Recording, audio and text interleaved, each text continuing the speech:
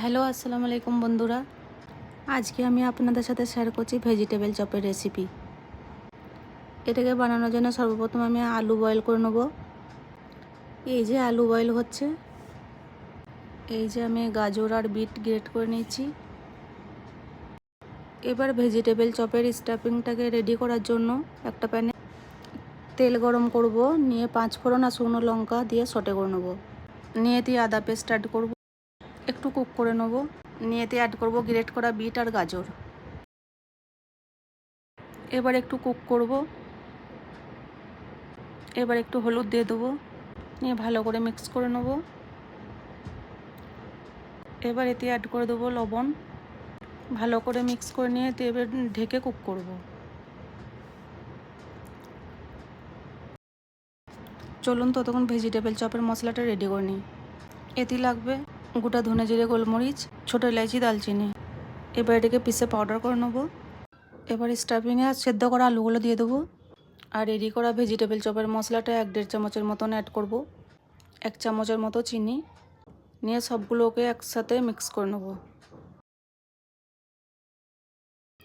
একটুক্ষণ cook করে নিয়ে এতে অ্যাড করব ব্রেড ক্রাম্বস। মিক্স করে নিয়ে এতে অ্যাড করব রোস্টেড পিনাট আর ফ্রেশ ধনেপাতা। এবারে এই স্টাফিংয়ের মিক্সচারটা একটা বাউলে বের করে নেব। এবার চপের কোটিংয়ের জন্য গোল বানিয়ে নেব আর শুকনো ময়দা, ব্রেড ক্রাম্বস। সব কোটিংগুলোতে একটু করে লবণ দিয়ে দেবো। আপনারা যে কোনো শেপের ভেজিটেবল চপ বানিয়ে নিতে পারেন। বন্ধুরা, প্রথম থেকে নিয়ে শেষ পর্যন্ত স্কিপ না করে ভিডিওটা দেখবেন। এবার স্টাফিংটাকে যে কোনো শেপ দিয়ে শুকনো ময়দার কোট,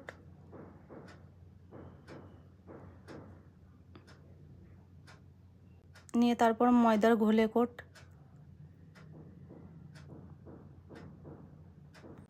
আর তারপরে ব্রেড ক্রাম্বসে কোট করব। এইভাবে সব চপগুলোকে রেডি করে নেব।